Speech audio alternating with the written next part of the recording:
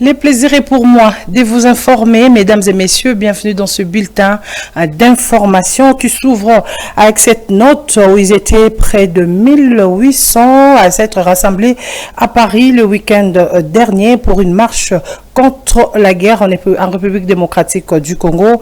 C'est la première mobilisation de la diaspora congolaise depuis que les membres du groupe armé M23 menacent Goma, la grande ville de l'Est de la République démocratique du Congo.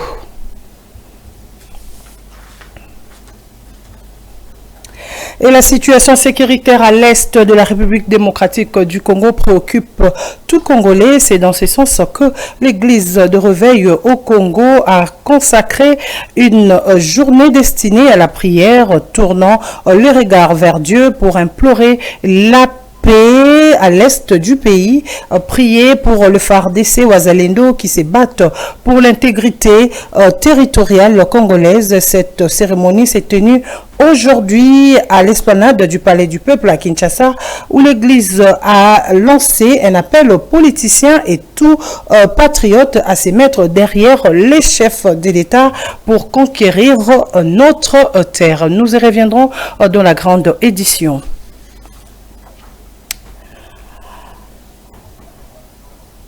Il est allé rendre compte à sa base d'Emikondo dans la commune des Kimbanseke, le président de l'Assemblée provinciale de Kinshasa, Levimbuta Sangupamba, a profité de ses vacances parlementaires pour échanger avec ses électeurs sur ses réalisations qui sont entre autres le plaidoyer réussi pour la construction de la route et la modernisation de l'avenue Nzoko qui sera vêtue d'une bonne couche d'asphalte. Il a par la suite demandé à la population de faire confiance au président de la République et à son initiative Tovanda Tosolola 3 pour réussir ce projet qu'il a pour sa circonscription électorale. Nous y reviendrons.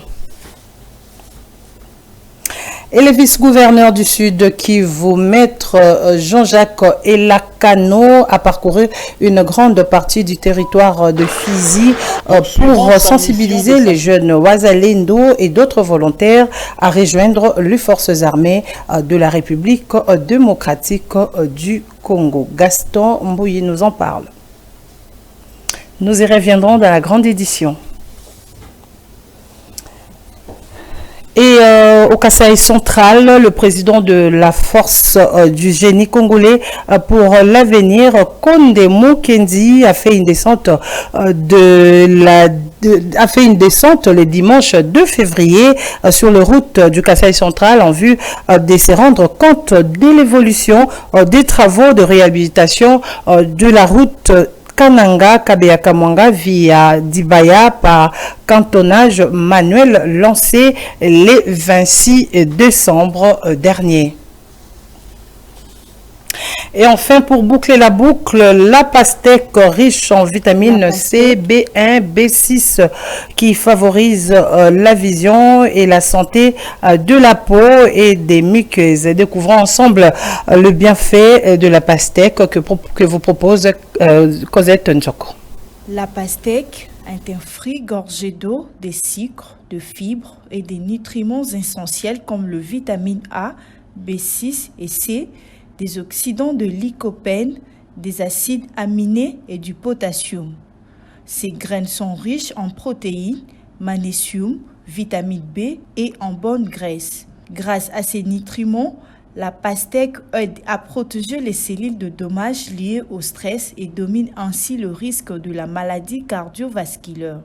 Riche en eau, mais aussi à sa teneur élevée en potassium et en son faible taux de sodium. La pastèque fait partie des aliments diurétiques et aide également à drainer les corps des toxiques et à éliminer le surplus d'eau.